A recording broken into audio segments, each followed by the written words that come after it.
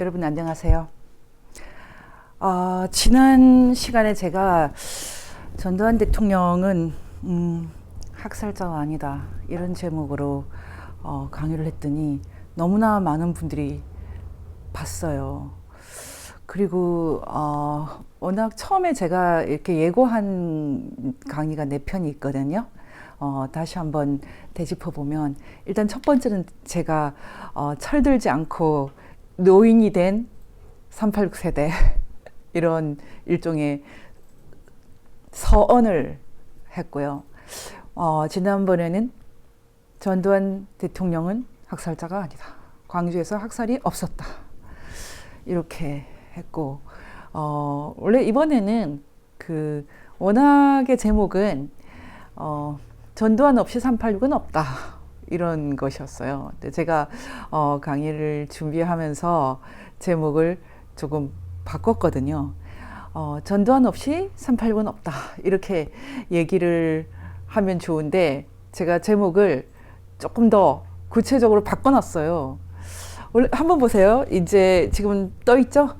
왜 이 시리즈가 필요한가? 전두환은 학살자가 아니다. 전두환 없이 386 없다.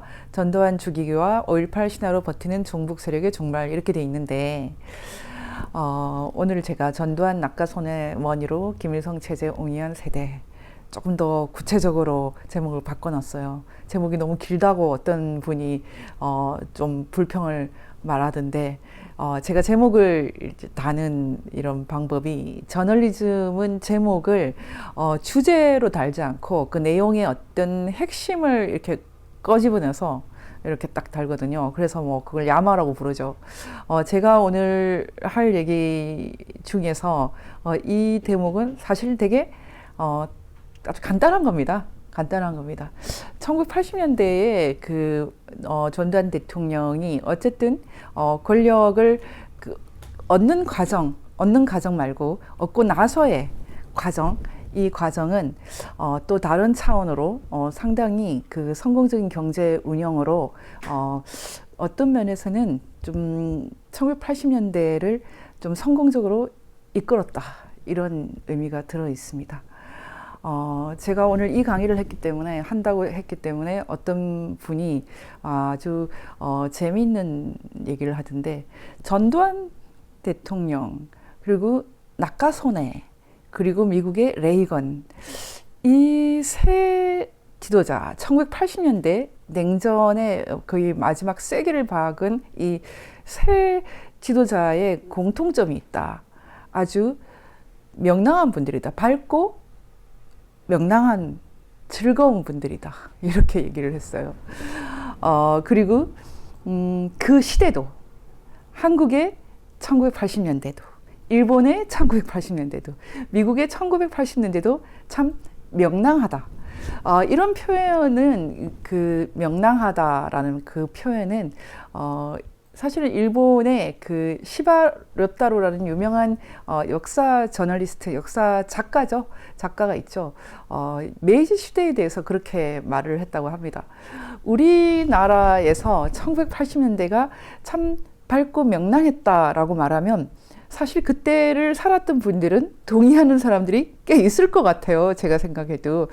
저는 그 시대가 제 10대거든요. 제 10대인데, 저 역시도 사춘기를 겪었기 때문에 여러 가지 심적으로 불편한 일들이 있었겠지만 돌이켜보면 좋았어요. 참 좋은 시대였어요. 사실 그런 국민적인 어떤 정서적인 그런 일종의 공통적인 느낌이랄까요? 그런 것들이 드라마로 표출된 것이 아마 응답하라 1988일 것이고, 응답하라 1988 그 시대를 보고 요즘 아이들이 거의 2000년대에 태어난 아이들이 그 시대가 참 좋아 보인다고 말한다고 하더라고요. 그래서 요즘 아이들도 1988 응답하라 1988을 즐겁게 재밌게 본다고 하던데, 그 시대를 살았던 사람으로서는 참 명랑하고 밝았다. 그 시대가 즐거웠다. 동의하는 편입니다. 그렇지만 우리 정치 현실에서는 그렇지가 않았죠. 1980년대의 시작, 5.18, 광주 5.18가 그리고 신군부 또는 그 전두환 시대, 뭐 87년 6.29 선언 등등 어떤 정치 일정은 상당히 복잡하고 어쨌든 힘들었어요. 그런 그 정치나 어떤 면에서 이런 심각한 사상이나 이런 면을 봤을 때 1980년대는 결코 명랑하지 않은데 그때 그 시대를 그냥 누리는 상당히 명랑하고 밝은 시대를 살았다. 이런 그 일종의 모순이 있죠. 저는 이 모순에 대한 그 이해가 참 중요하다고 생각합니다. 개인적으로는 그 2023년 특히 최근에 그 전두환 대통령의 그 손자를 그 한국의 이 언론들이 그 이렇게 조명을 하면서 할아버지를 고발하게 하는 이 장면이 참 인상적이에요. 나쁜 의미로. 오늘 그 조금 전에 제가 페이스북을 봤더니 그 도태우 변호사님이 지금 대구에서 운영하고 있는 그 선진화 아카데미 그 이제 연장선에서 선진화 칼럼이라는 것을 하나 오랜만에 쓰셨던데요. 뭐 자주 썼는지 모르지만 요즘엔 제가 좀 업데이트를 못해서 제 눈에 딱 띄어서 제가 이제 그 도태우 변호사님의 선진화 칼럼을 읽어봤어요. 전우원 씨의 발언을 조장하는 것은 반문명적인 행위이다. 도 변호사님하고 저는 일단 그 같이 인문대학을 다녔기 때문에 여러 가지 공감하는 것이 있는데 인문학을 하는 사람이 사회과학을 하는 사람하고 다른 것이 있다면 바로 이 야만에 대한 인식, 악에 대한 인식입니다. 우리는 그 악, 선악 그리고 야만과 문명 이런 개념들을 상당히 그 중요하게 그 사용합니다. 그것이 다른 여타의 과학과 그 휴먼 사이언스라고 하는 인문학의 차이가 아닐까 생각이 드는데요. 사실 제가 지금 이 강의, 그 전두환 대통령에 대한 이 강의를 하게 된 그 좀 서툴게 된 촉발을 시킨 것이 바로 이 전우원 씨 사건 때문입니다. 우리가 지금 이 문명이나 야만 이런 얘기, 이런 틀이라는 것은 일반적인 그 저널리즘이나 그 여러분이 많이 보시는 뭐 일반적인 그런 유튜브 이런 데서는 좀 이런 개념들을 잘 못 보죠. 어쩌면 이것은 그 저나 도 변호사님 같이 그 인문학을 전공한 사람들에게서는 아주 익숙한 것인데요. 북한을 제가 오랫동안 20년 이상 들여다봤던 것도 사실 인문학적인 관심이거든요. 정치적인 관심이나 아니면 군사적인 관심이 아니라 저는 인문학적인 관심이에요. 어떤 면에서는 좀 형이상학적 관심도 있어요. 또는 실존적인 관심도 있어요. 도대체 인간이란 어떻게 살아야 되는가? 제가 예전에 굉장히 좋아했던 그 평론가, 불문학자기도 했던 김현 평론가가 문학이란 무엇인가 이런 질문을 던지면서 문학은 배고픈 거지에게 끼니를 줄 수는 없다. 그러나 지금 배고픈 거지가 있다는 그 사실이 추문이다. 추문이라는 것을 말할 수 있다. 이렇게 얘기했거든요. 상당히 좀 심오한 표현이라서 바로 안 다가오실 수도 있겠는데 어쩌면 이것이야말로 참 실존적인 그런 질문입니다. 제가 북한을 접근할 때 이런 실존적인 질문을 하는데요. 여러분들께서 특히 오늘 강의는 결코 쉽지 않지만 굉장히 인문학적인 강의라는 것을 미리 아시고 듣는 것이 필요합니다. 제가 지난번에 전두환 대통령은 학살자가 아니다라는 것은 사실은 국제법에서 출발을 했습니다. 국제법상에서 학살이라는 것은 사실은 그 제노사이드 또는 반인도 범죄상의 그 그룹 킬링, 집단 살해 이런 개념 밖에 없어요. 그런데 뭐 어떤 분이 그 매스커에 대한 그 댓글로 그 메스라는 것은 뭐 덩어리 또는 집단이라는 뜻이니까요. 그리고 사이드는 죽인다는 뜻이니까 집단 살해라는 그 상당히 그 직접적인 라틴 말이라고 말씀을 하셨는데 맞는 말씀이고요. 이 라틴 말의 그 메스커라는 말을 하나의 어떤 그 형벌로 형사상 범죄로 만들지는 않았고, 형사상 범죄, 국제법에서 형사상 범죄로 만들 때는 라틴 말이 아니라 앞에 그리스 말과 뒤에 라틴 말을 섞어서 제노사이드라는 말을 유태인 법률가가 만들었다. 이런 것은 제가 여러 차례 설명을 했거든요. 그래서 국제법상 집단 살해는 기본적으로 제노사이드가 있고요. 그리고 반인도 범죄도 있고 그렇습니다. 그 우리나라 법에서는 집단 살해라는 법은 따로 존재하지 않습니다. 국제법 중에 어떤 일부를 거의 한국법처럼 사용하고 있기 때문에 우리 법에서도 이런 개념이 있다고 말할 수는 있지만, 기본적으로 한국 그 형법이 사용하는 법은 개념은 아니에요. 제가 그 광주에서 학살이 없었다라고 얘기하는 것은 기본적으로 법적인 개념이고, 또 하나는 그 실제로 학살이라는 것은 상당히 의도를 가지고 어떤 한 그룹을, 집단을 집단적으로 죽이려고 하는 그런 것인데, 기본적으로 그런 의도를 가지고 죽이려고 했던 것이 없다. 어떤 그 진압 과정에서의 교전, 이런 그 무장 대 무장, 그 무기 대 무기, 이런 교전이 있었지만 그렇다고 해서 학살은 없었다라고 했을 때, 어떤 분이 심지어는 댓글로 교전이라는 표현도 안 맞다. 오히려 그 진압을 하면서 그 이런 희생을 줄이기 위해서 상당히 노력을 했기 때문에 서로가 서로를 죽이려고 하는 그런 교전으로 보면 안 된다. 우리 측에서는 성공적으로 진압을 하려고 했고, 그래서 유혈을 많이 줄인 것이다. 이런 주장, 그런 비슷한 주장을 하셨어요. 저도 그걸 다 동의를 합니다. 저는 지금 그 광주를 신화하고 성역화하는 입장이나, 아니면 이 광주에 대한 지나친 신화와 성역화가 우리 역사를 심각하게 왜곡한다라고 하는 그 두 입장에 대해서 사실은 다 상당 부분 그 이해를 할 수 있어요. 하지만 최근에 제가 과감하게 이 광주를 신화하고 있는 쪽에 대해서 비판을 시작했거든요. 저는 광주 문제에 대해서 오래전부터 관심이 있었지만 이렇게 노골적으로 이렇게 말한 적이 없습니다. 사실은 제가 광주에 대해서 이제 조금씩 말할 때가 됐다라고 생각하고, 그 도태우 변호사님께 부탁을 해서 여러 차례 강의를 했지만, 제 자신이 이런 강의를 한 것은 이번이 사실 거의 처음이거든요. 본격적으로. 그 이유는 사실은 이 광주 문제, 또 한국 자행 문제가 이제는 인문학적인 관점에서, 제 관점에서 이제 야만으로 이제 그 바뀌었다. 이제 야만의 상태가 되었다. 이렇게 보기 때문입니다. 사실은 사상의 관점, 이념의 관점에서 보면은 사실 우리가 중립적으로 다 받아들일 수 있어요. 하지만 그 야만과 광기가 들어오면요, 거기에는 이제 하나는 죽고 하나는 사는 그런 승부를 내는 그런 싸움이 시작되는 것이거든요. 참 이 얘기를 여러분이 이해하기가 쉽지가 않습니다.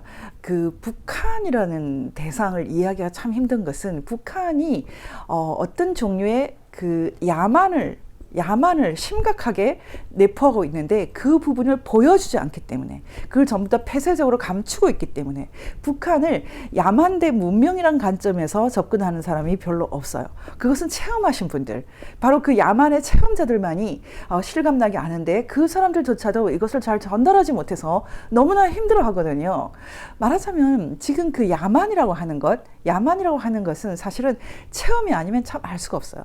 예전에 저는 그 통영의 딸 사건, 통영의 딸이라고 하는 오길남 박사 그 부인과 딸들을 그 송환하기 위한 그런 운동을 오랫동안 전개를 했습니다. 어느 순간 제가 이 운동을 멈췄어요. 이 운동을 멈추었던 그 이유는, 기본적으로 이 운동을 통해서 국회의원이 된 하태경 의원이 먼저 멈췄기 때문에 제가 이 사태를 파악을 했습니다. 말하자면 더 이상은 우리가 이제 마지막으로 이 통영의 딸 그 해원 규원, 제가 잃어버린 딸들 해원 규원 책을 내고, 나중에 이것이 영화가 되도록, 출국이라는 영화로 탄생할 때까지 그 관여하고 일을 했지만, 그 이후에 북한에서 그 해원과 규원이 살아있고, 그 어머니는 돌아가셨다. 그리고 그 평양 언저리에 살고 있다는 것을 비공식적으로 이렇게 전가를 보냈을 때 우리가 확인할 수 없고 믿을 수 없지만 어쨌든 그 이상 이 사건이 좀 진전이 힘들지 않을까라는 생각이 좀 있었어요. 하지만 어떤 계기가 되면 이들을 다시 송환하기 위한 그런 노력을 할 것입니다.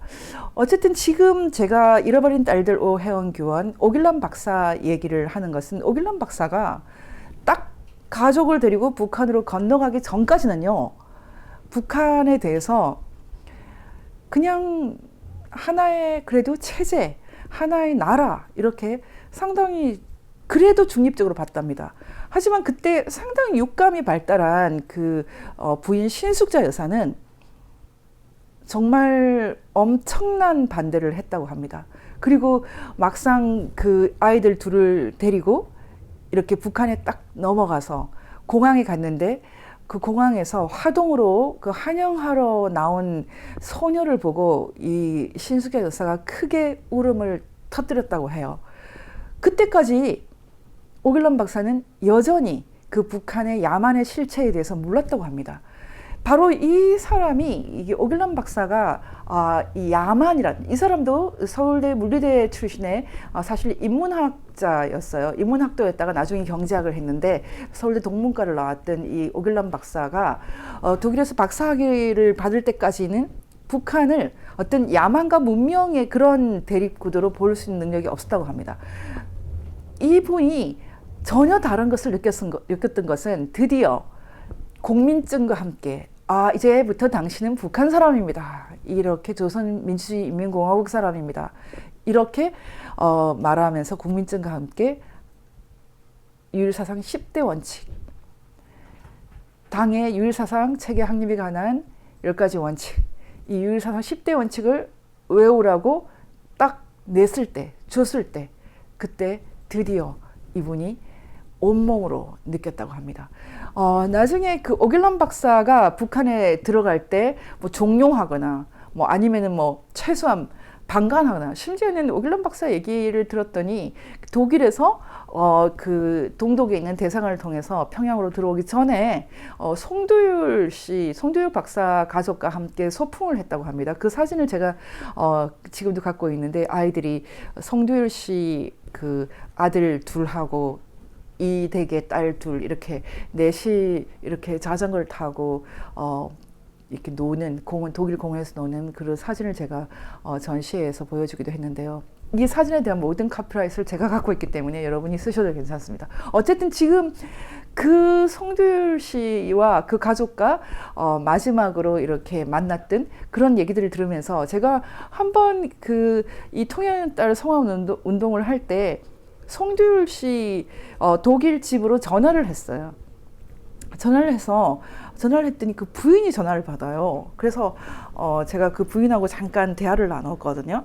근데 그 부인한테 제가 이렇게 질문했어요. 지금 북한에 있는 혜원이 규원이 어머니 신숙자 여사를 아시나요? 오길남 박사에 대해서 좀 물어보기 위해서 전화했습니다. 라고 딱 얘기하는 순간 아주 그냥 패닉이에요. 너무나 저한테 소리를 지르고 화를 내기 때문에 통화를 계속 할 수 없었는데 그 송도율 박사의 부인 사진에 나오네요. 저 부인이 저한테 이런 말을 했어요.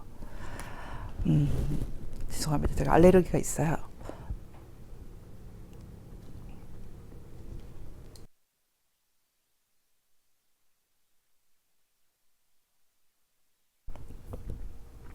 저한테 이런 말을 했어요. 아니, 가족 버린 사람 말을 믿습니까? 이렇게 말했어요. 아니, 가족을 버리고 도망쳐 나온 사람 말을 믿습니까? 이렇게 말했어요. 그 말을 지금도 잊지 못해요. 제가 오길남 박사한테 그 얘기를 했는데 언어 도단이죠. 설득이 불가능해요. 설득이 불가능합니다. 그 아이들 다 데리고 북에 살지 않았기 때문에 이분들은 북에 왔다 갔다 했다 해도 오길남 박사의 상황을 이해할 수가 없는 거죠. 예전에 그 윤희상 씨는 오길남 박사가 북한에서 이렇게 도망쳐 나왔을 때 여러 차례 북으로 돌아가라고 이렇게 설득을 했다고 합니다. 그러면서 나는 김일성을 좋아한다고.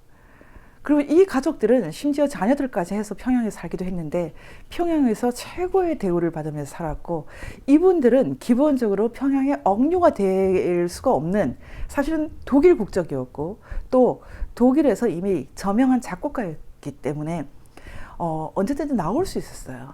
그런데 나오고 싶다고 해서 나올 수 없을 때는 오길람 박사, 그 사람이 왜 다시 북으로 돌아가지 않고 독일에서 가족들을 찾기 위해서 백방으로 애를 썼고, 나중에 한국에서도 역시 시도를 했지만 욕만 먹었죠. 가족 버린, 가족을 사지에 끌고 간 존재로. 그리고 지금 제가 20년 전에 처음 만났을 때는 저한테 모든 사진과 모든 이 자료들을 다 맡기면서 구해달라고 얘기를 했죠. 제가 지금 어느 정도는 이분들이 유명하게 되도록 해서 좀 안전하게 되게 하는데 어느 정도 도움을 줬지만 지금 한국으로 데리고 나오지 못했기 때문에 성공을 못하는 상황입니다. 언제가 꼭 이분들이 나오게 되길 바랍니다. 어쨌든 제가 이 얘기를 꺼내는 이유는 야만이라는 단어, 야만. 저는 지금 한국 좌익들이 야만화됐다고 생각합니다. 한국의 5.18족들이 야만화되었다. 저는 이것이 바로 제 싸움의 포인트입니다. 저는 야만과 강기로 넘어가기 전까지는 상당히 자유의 영역에 둡니다.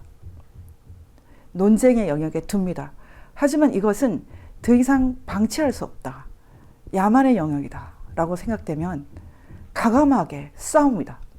최근에 우리 이지연 상임이사가 프랑스 좌파에게 배울 점, 또는 프랑스 좌파들은 마크롱 당선을 보고서 사르트르를 버렸다, 이런 제 맥락으로 프랑스 좌파들이 어떤 것을 허용하지 않는지에 대해서 말을 했는데요. 프랑스 좌파, 특히 리베르시앙, 정확한 발음은 잘 모르겠어요. 프랑스 좌파 기간지 리마니 때 이런 데서 사실은 북한 공산당은 더 이상은 공산주의가 아니다, 사실은 야만이다, 이런 성명을 냈죠. 저는 지금 한국 좌익들이, 한국 좌파들이 대체로 이제 야만과 강기로 넘어갔다고 보기 때문에 아주 강력하게 싸웁니다. 한쪽이 죽을 수밖에 없는 싸움입니다. 제가 죽든지 그 사람들이 죽든지. 어차피 이 생을 건 전쟁은 오래전부터 진행이 되었고, 이제는 더 이상 후퇴가 없는 그런 전쟁을 하는 것입니다. 그래서 제가 가감하게 5.18 우상화, 5.18 야만화에 대해서도 싸우고 있는 것이죠. 김일성 우상화를 인정하면서 민주화라고 주장하는 것은 기본적으로 양심이 없는 것 아닙니까? 그래서 제가 드디어 5.18의 핵심 인물인 윤한봉에 대해서 제가 짧게 칼럼을 썼습니다. 윤한봉이라는 사람은 5.18 당시에 겉으로 드러나게 활동한 사람이 아닌데, 실제로는 우리 정보 당국에서는 아주 핵심 인물로 수배를 내렸죠.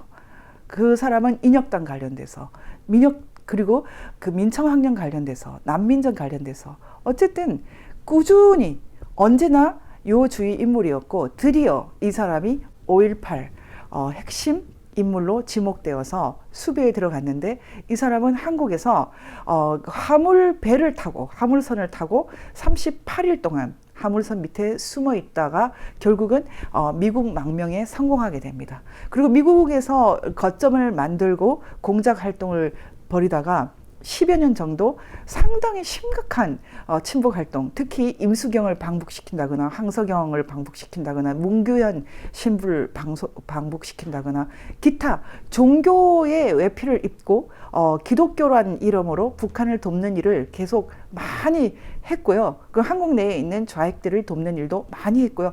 이 사람의 행적을 다 조사하면 실제로 5.18이 북한과 어떻게 연결되는지 아는 것이 굉장히 간단합니다. 하지만 이 사람이 1993년 무렵에 드디어 한국에 들어왔을 때는 절대로 수사를 하면 안 된다라는 그런 그 입장을 고집을 했고요. 그때 김영삼 대통령이 받아주면서 이 사람에 대해서는 전혀 지금까지 그 행적에 대해서는 뭐 수사를 받거나 기소되거나 그런 것이 없었어요. 예전에 그 정형건 국회의원이기도 했죠. 이 아주 국정원 안기부 쪽에 그 베테랑이었던 이 정보맨이었던 정형건 씨가 그 한때 인터뷰를 하면서 이 부분에 대해서 말한 적이 있습니다. 저는 그 윤한봉 씨에 대해서 김일성의 남자라고 표현을 했는데요. 뭐 이런 말을 했죠. 김일성의 남자 윤한봉은 훈장을 받고 김일성을 납작하게 만든 전두환은 학살자가 되는 더러운 세상. 제가 요즘에 세게 말하거든요.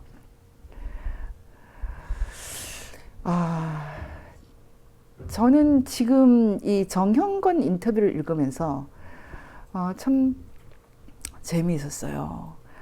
다 알면서 풀어줬구나 이런 것입니다. 정형건 그 당시에 그 안기부에서 뭐 국정원에서 높은 사람이었으니까 당연히 알죠. 다. 그런데 그 사람도 유보했거든요. 언젠가는 밝혀질 것이다. 지금 그 언젠가가 지금입니까? 그런데 그 사람은 오래 살지 못했고요. 결국은 15년 전쯤에 그 수술을 받다가 폐암 수술을 받다가 폐 이식 수술을 받다가 죽었어요. 사망했습니다. 저는 이 사람이 한갑도 되기 전에 사망을 했기 때문에 이 사람에 대해서 더 이상 알 길이 없는데 제가 이 칼럼을 썼고 그 칼럼을 제가 저희 VN 뉴스에 올렸을 때 어떤 분이 좀 인상적인 댓글을 남겼어요. 저는 이 댓글을 남긴 분이 좀 저를 찾아오기 바랍니다. 이렇게 제 댓글을 읽어드리겠습니다.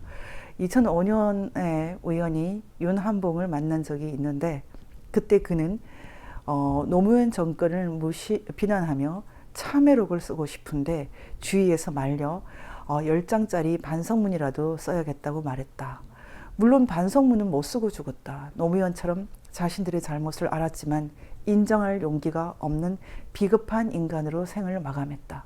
좌파들은 그의 생각과 다르게 5.18 영웅으로 훈장을 추서하고 칭송하고 있다. 이게 정말 사실일까요? 저는 얘기를 좀 더 들어보고 싶습니다. 어쨌든 윤한봉 씨는 그 많은 비밀을 무덤까지 그냥 갖고 가버렸어요. 저는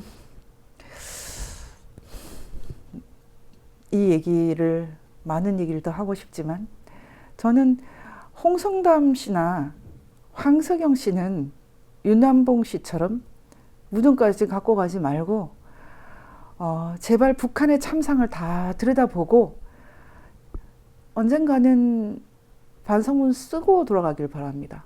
제가 한때 그 홍성담 씨랑 심각한 언쟁을 할 때 그런 말을 했어요. 북한 인권 문제는 안 보이십니까? 북한 사람들의 저 참상은 안 보이십니까?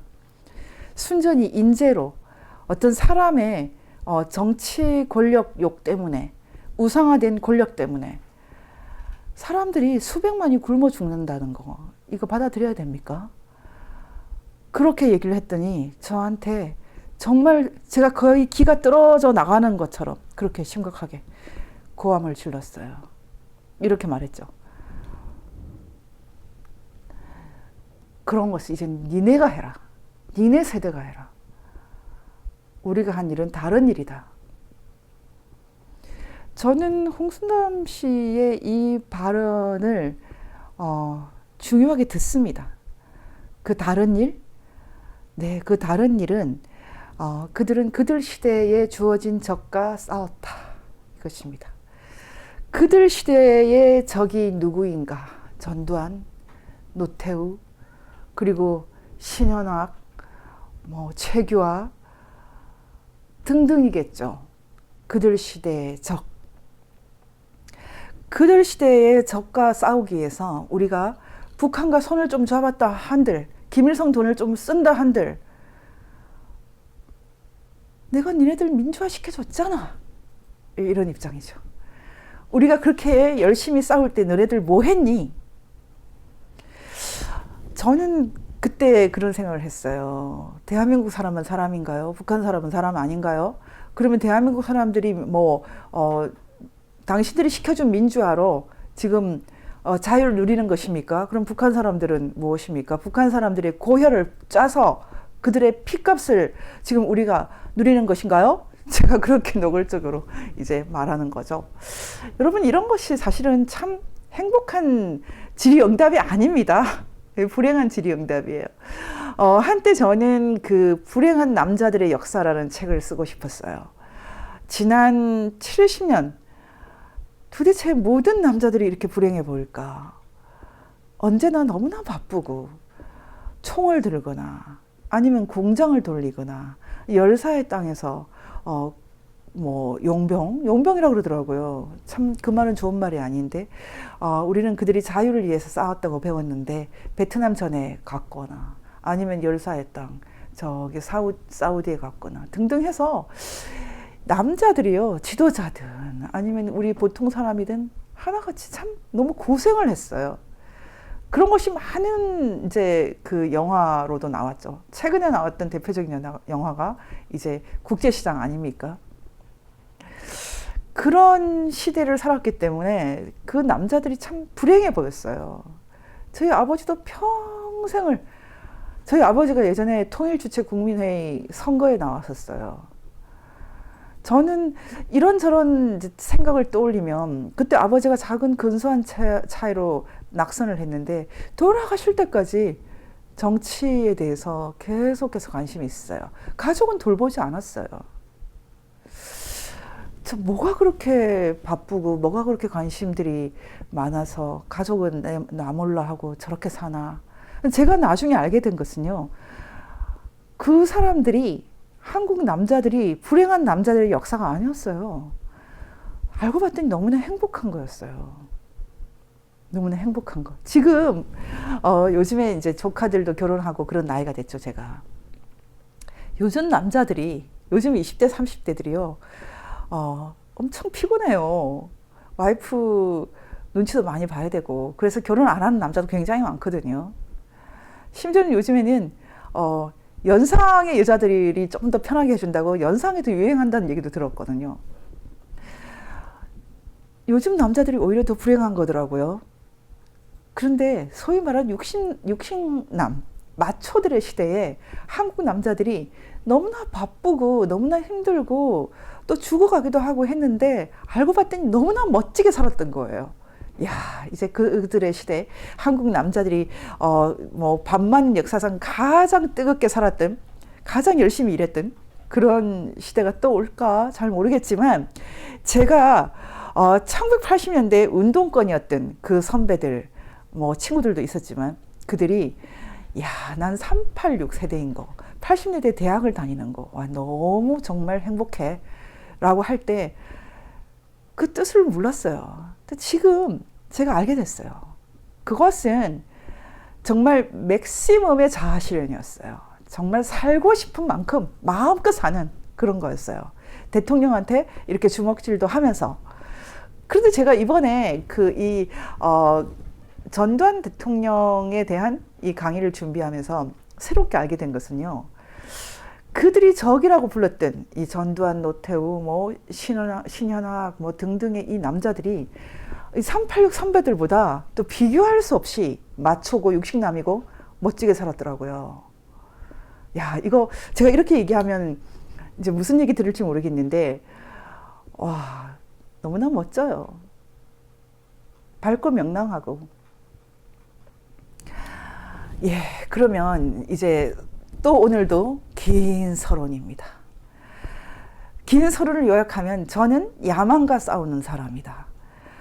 우리 역사 속에서 야만과 강기가 도래하기 전까지는 그래도 나는 최대한 이해하려고 한다. 386이든 아니면 신군부든 전두환이든.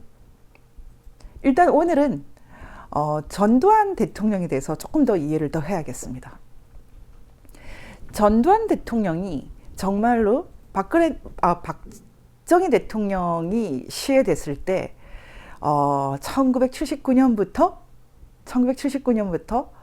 10월 26일부터 1980년 9월, 정확하게 말하면 1년 후 정도죠. 그 1년 후에 대통령이 되는 그런 상황이 이분이 뭔가 계획을 쫙 해서 이렇게 추구해서 된 것일까요? 제가 이 1년을 이제 이해하기 위해서 몇 분의 얘기를 들어봅니다. 일단 신현학의 증언, 이 부분에서 이 1년을 봤고요. 그리고 노태우 대통령 회고록에서 또 이 1년을 봤고요.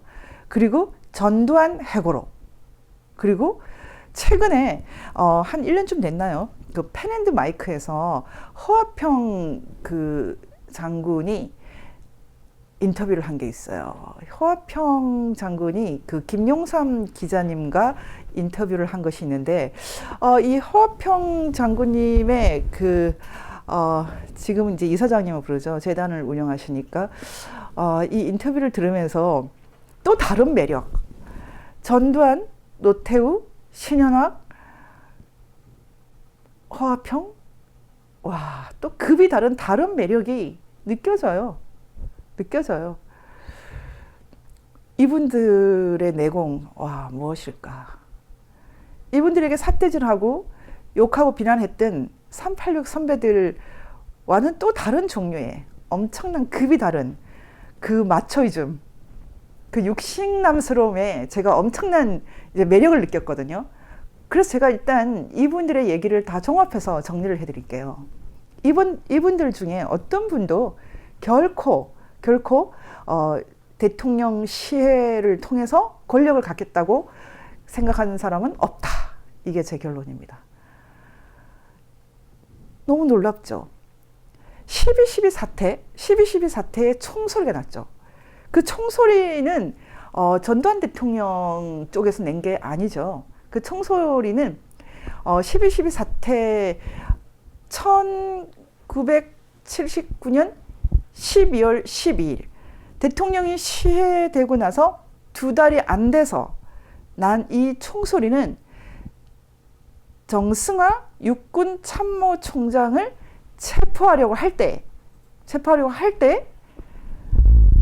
이것을 막은 그 당시에 쉽게 말하면 일종의 경호원의 그 총소리였죠. 이것이 이제 계기가 되어서 정승화 장군을 그 당시 허삼수 장군이 잡으면서 체포하면서 생긴 사건이죠. 굉장히 우연한 사건이죠. 그래서 군대까지 움직이는 그런 이제 사건이었는데, 이 사건에 대한 해석은 정승화 육참 그 총장 얘기가 다르고, 육군 참모총장 얘기가 다르고, 그리고 노태우 대통령 얘기가 다르고, 신현학 그 당시에 그 부총리였던 신현학 총리, 나중에 총리가 됐죠. 이분 얘기가 다르고, 다 조금씩 달라요. 최기화 대통령도 다를 거예요. 근데 제가 다 들어보고 제 나름대로 정리한 것을 알려드리면, 제가 정리한 것은 이것입니다. 제 얘기가 틀리면 나중에 또 댓글로 얘기해 주세요. 최근에 했던 강의에 대해서 주시는 댓글이 너무나 소중한 게 많습니다. 제가 많이 어려웠지만 이제 다 보여드리지는 않을 거고 몇 개는 보여드릴 거예요. 오늘 제 얘기에 대해서도 댓글을 달아주세요. 제가 정리한 것은 이것입니다. 대통령 그 시해 사건, 그러니까 10월 26일이 일어났을 때 그 사건은 김재규의 이 일종의 쿠데타 시도다. 이런 것은 김재규 씨가 나중에 그렇게 고백을 했습니다.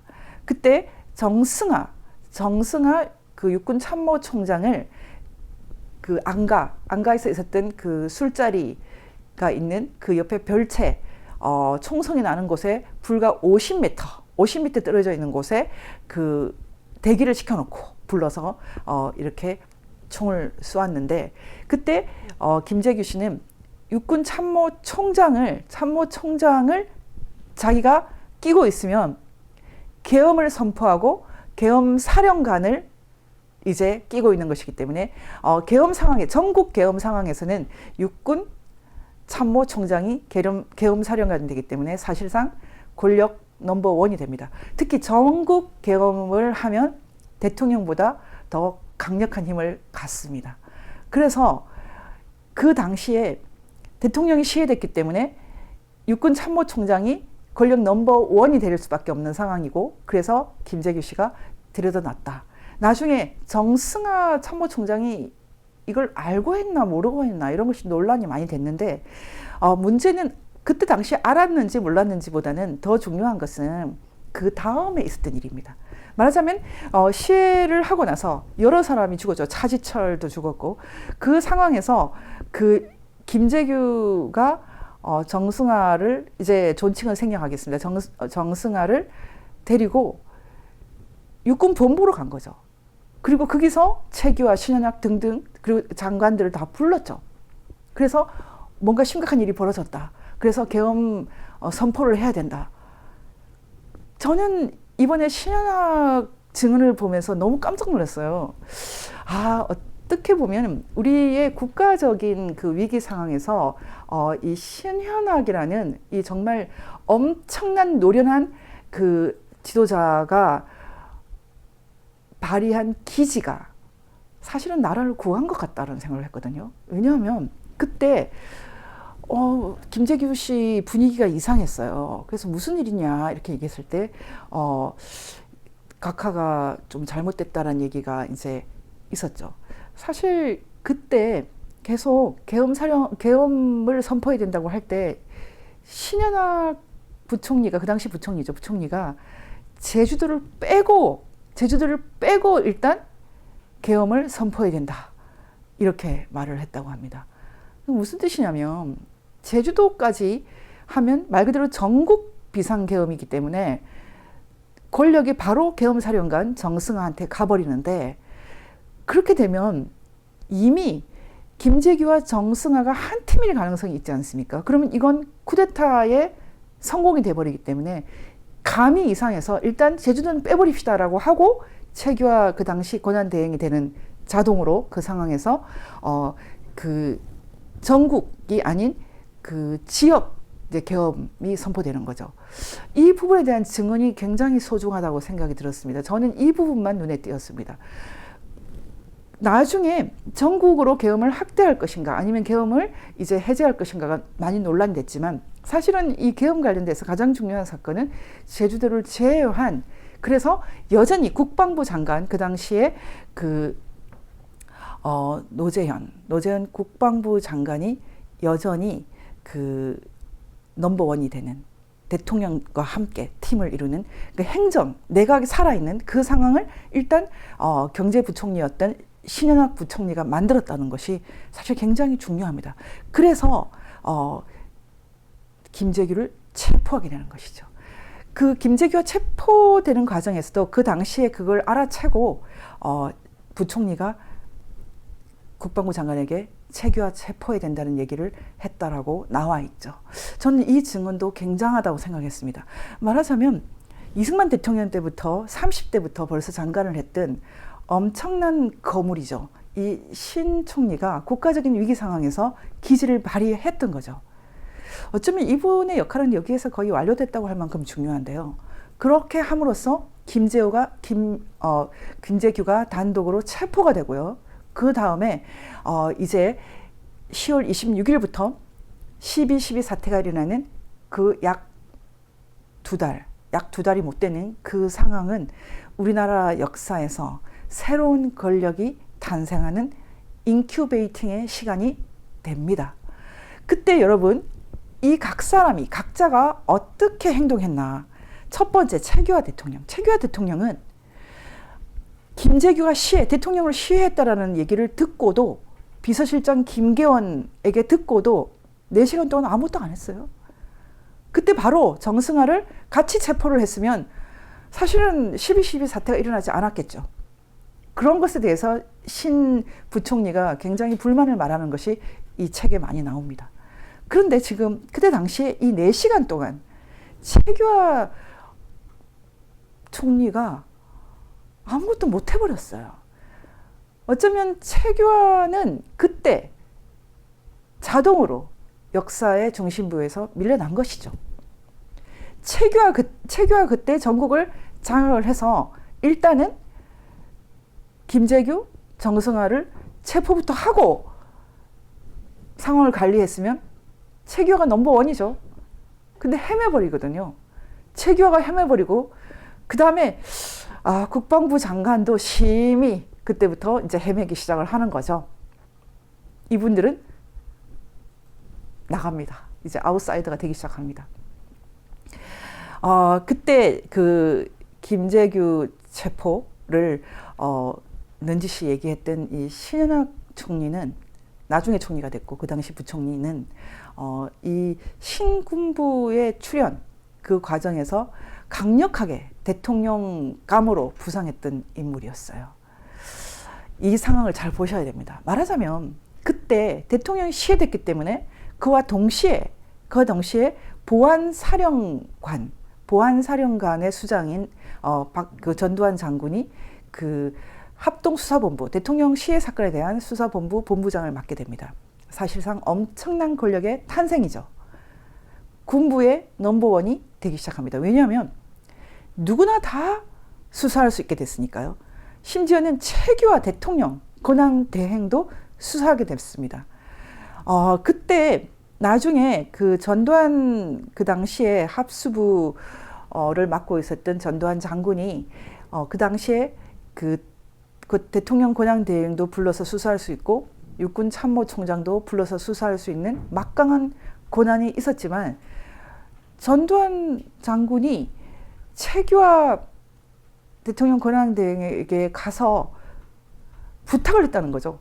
권한대행이 아니라 이미 그때 대통령이 됐는데 통일주체국민회의가 뽑아서 대통령이 됐어요. 그런데도 불구하고 빨리 사인을 안 해준 거죠. 실제로는 법적으로는 사인도 필요가 없었어요. 사실은. 이것은 허화평 장군의 얘기인데 제가 봐도 그렇습니다. 사실 그 당시에 그 합동수사본부 대표를 맡고 있었던 전두환 장군이 대통령 제가 없이도 정승화 육군참모총장을 사실은 체포할 수 있었어요. 그런데 늘 해오던 대로 말하자면 청와대에 가서 사인 부탁을 한 거죠. 그때 최규하 대통령은 사인을 안 해줍니다. 그리고 국방부 장관을 불러라. 근데 국방부 장관이 10시간 동안 잠적을 해버립니다. 기가 막힌 상황이 벌어지는 거죠. 말하자면 이제 권력의 한가운데에서 최규하 그리고 노재현 국방부 장관이 이제 소외되는 상황이고요. 그렇게 되다 보니 사실은 대통령의 사인이 원래 필요한 게 아니죠. 그러니까 이미 체포를 하러 갔죠. 육군본부에. 그때 몸싸움이 나서 총격전이 벌어졌고 그것이 바로 12.12 사태의 이제 발단이 된 것입니다. 이 사건은 생각보다 빨리 종결이 됐지만 왜냐하면 전격적으로 정승화 체포에 들어갔고 허삼수 장군이 그 당시에 재빨리 상황을 종료를 시켰기 때문에 군사가 이렇게 들썩들썩 했던 상황이 분명히 있었으나 상당히 빨리 이렇게 종료가 됩니다. 그래서 나중에 노태우 대통령 회고록에서 어떻게 이걸 쿠데타라고 말할 수 있느냐. 그것은 그냥 정승화 체포 과정에서 생긴 단순한 충돌이었다. 쿠데타를 하려면 계획이 있어야지. 계획을 가지고 그리고 군대와 함께 있어야 되는데 지휘관이 다 딴 곳에 있었는데 어떻게 그게 쿠데타가 되느냐 그런 주장을 했죠. 실제로 그것은 뭐 정설이라고 봐야 됩니다. 오히려 쿠데타를 시도했던 것은 그 김재규 그 당시 김재규 그 안기부장이죠. 그때는 안기부라고 부르지 않았죠. 중앙정보부장이죠. 근데 지금 여러분 어떻습니까? 이 상황이 다 아는 분은 다 아니까요. 전 이 상황을 전혀 모르는 분을 위해서 브리핑을 해드리는 겁니다. 사실 이런 것은 특히 여성들은 잘 모르거든요. 제가 조금 더 간단하게 설명을 하면 정승화 육군참모총장을 체포하는 과정에서 생긴 충돌로 인해서 전두환 대통령과 함께했던 나중에 뭐 이렇게 또 하나회라는 말로 이렇게 불려졌던 이 사람들이 권력의 한가운데로 들어와 버렸죠. 나중에 많은 얘기들이 있어요. 그중에 정승화 육군참모총장을 그때 이렇게 체포하는 것은 하극상이다. 신은학 총리도 그렇게 말을 했더라고요. 그런데 법적으로는 하극상이 아니고 당연히 그 현장에 있었던 정승화 총장을 수사를 해야죠. 당연히 해야 되고, 심지어는 그 4시간 동안 아무 조치도 하지 않았던, 보고를 받고도 조치를 하지 않았고, 김재규 체포조차도 하지 않았던 최규하 권한대행도 수사 물망에 올라 있었어요. 합수부에. 이런 것들은 다 정상적인 상황이죠. 이런 것들을 뭐 부인하는 사람은 없을 것 같은데요. 중요한 것은 그 상황에서 전두환 대통령은 사실은 자기의 직무를 수행하고 있다, 이렇게 생각했다고 합니다.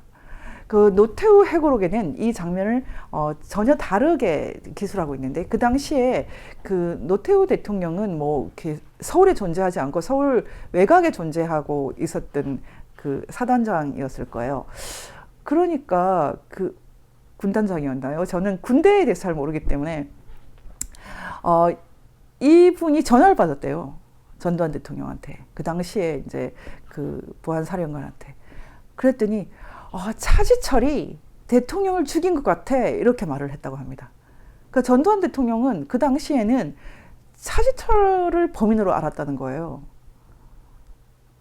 이 상황이 다 적혀 있습니다.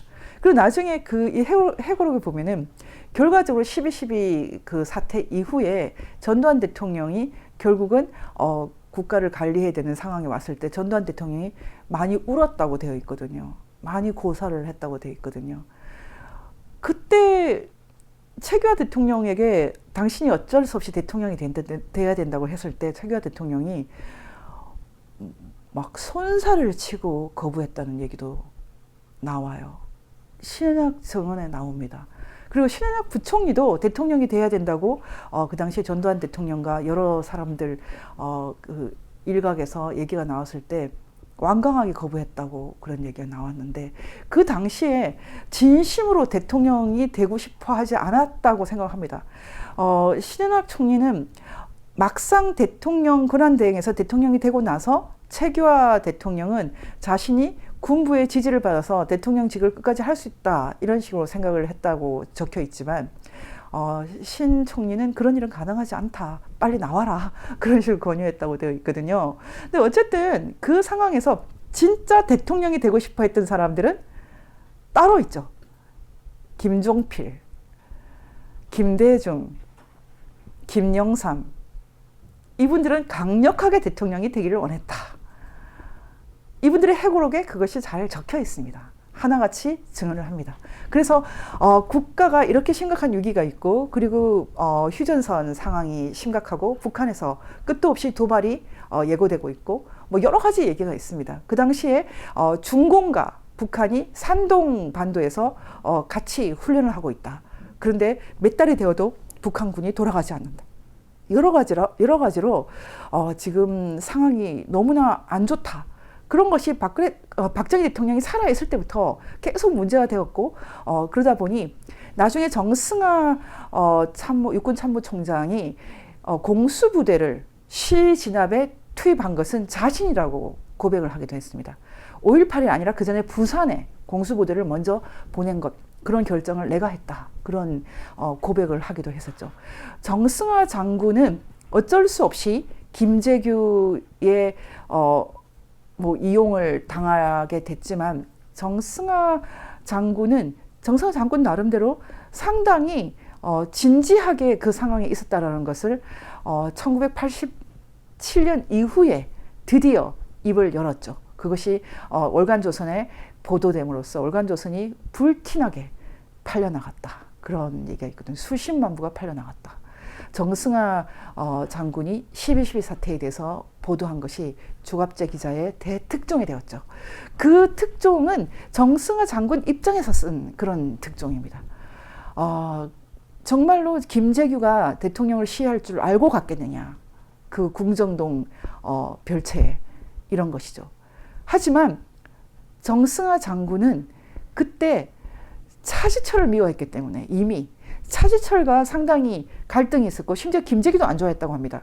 그 상황에서 차지철이 함께 죽었고, 그 당시에 정승화 장군이 가장 불만으로 생각했던 것은 수도 경비사령관을 대통령 경호실장이 임명하는 것, 이런 것에 대해서 군인으로서 굉장히 참을 수 없었다고 합니다.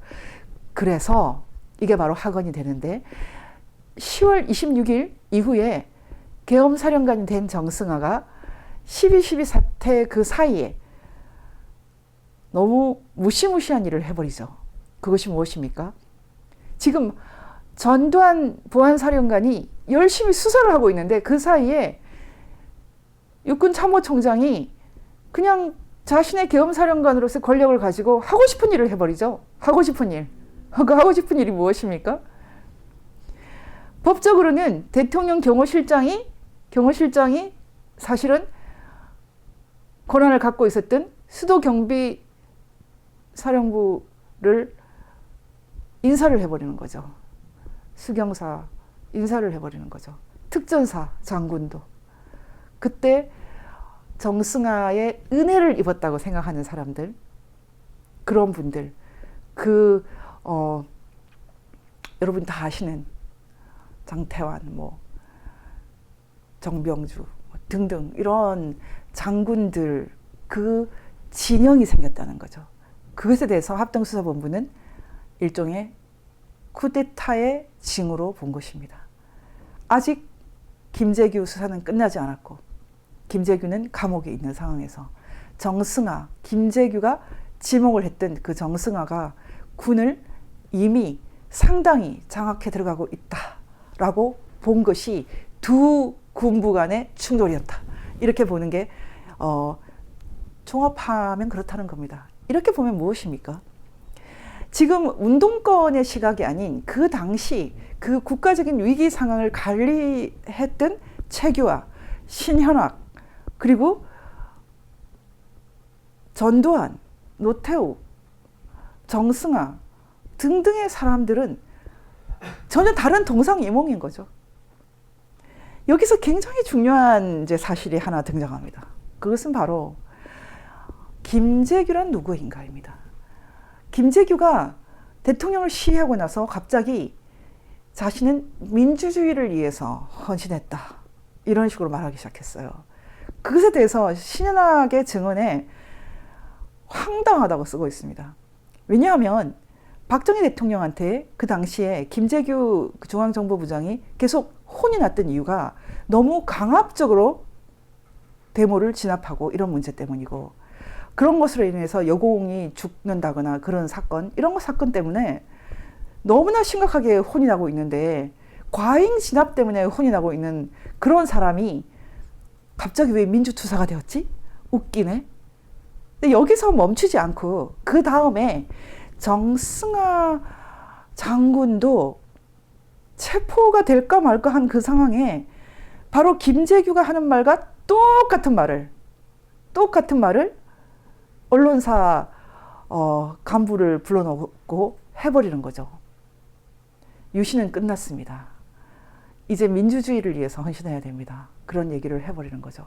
그 워딩이 너무 김재규와 똑같았기 때문에 합동수사본부에서 주목하기 시작한 거죠. 그래서 어쨌든 대통령이 시해된 이상 거기 현장에 있었던 사람들을 다 수사를 해야 된다. 그런 입장으로 정승화 체포에 들어간 것입니다. 해를 넘기기 전에 반드시 하겠다라는 그런 결단을 내리고 있었다고 합니다. 이런 것은 전부 다 전두환 대통령 입장에서 말하는 것입니다.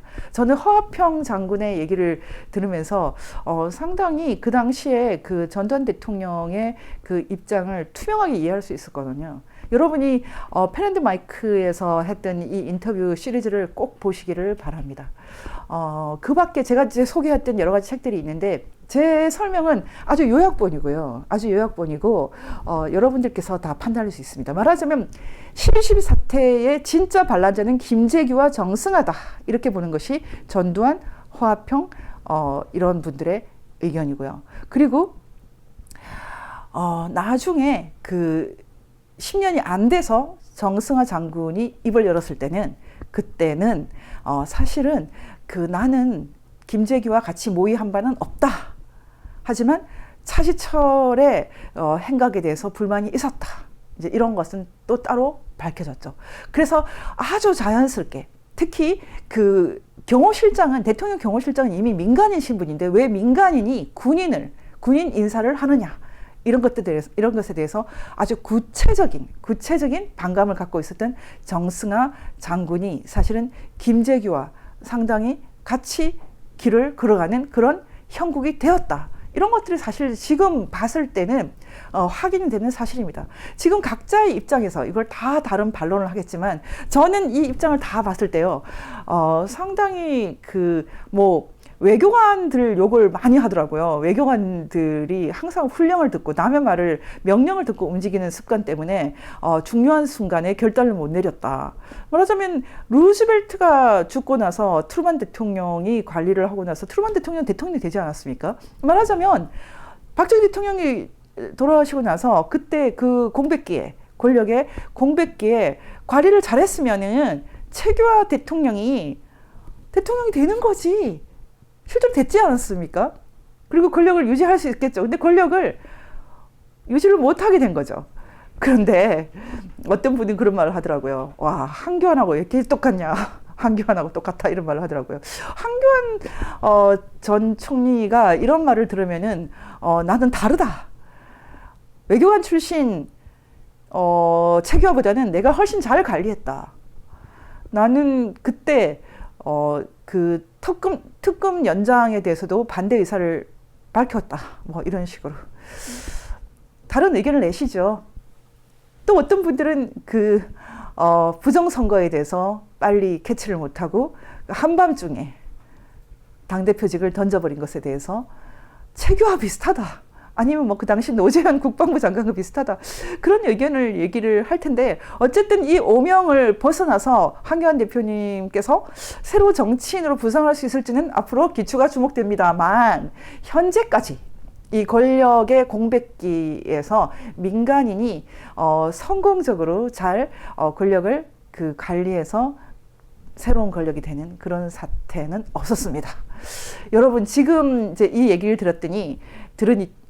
들어서 여러분이 1979년 10월 26일부터 12월 12일까지의 그 상황, 전두환 대통령에게 권력이 주어지는 상황, 나중에 노태우 대통령은 인터뷰를 통해서 권력을 추구하지 않았다. 그냥 손에 와 있었을 뿐이다. 우리는 주웠을 뿐이다. 이런 말을 했거든요. 그것보다는 훨씬 더 적극적으로 권력을 추구했다는 의견도 가능하기 때문에 저는 이것은 각자의 해석에 맡기겠습니다.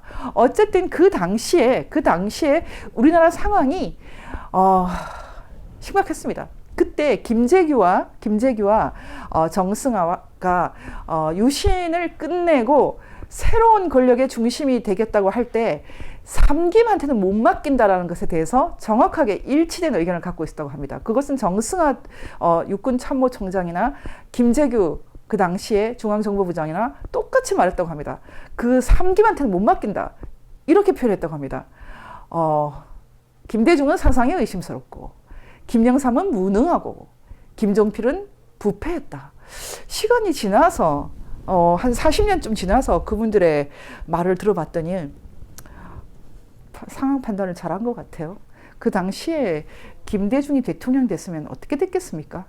그 당시에 뭐 낮은 수준의 연방제 해서 결국 높은 수준의 고려 연방제 했겠죠? 그리고 김종필 3당 합당과 그 내각제 개헌에 집착을 하셨죠. 김종필 대통령이 못 되셨는데 어쨌든 그 당시에 대통령이 되는 것이 좀 위험하다.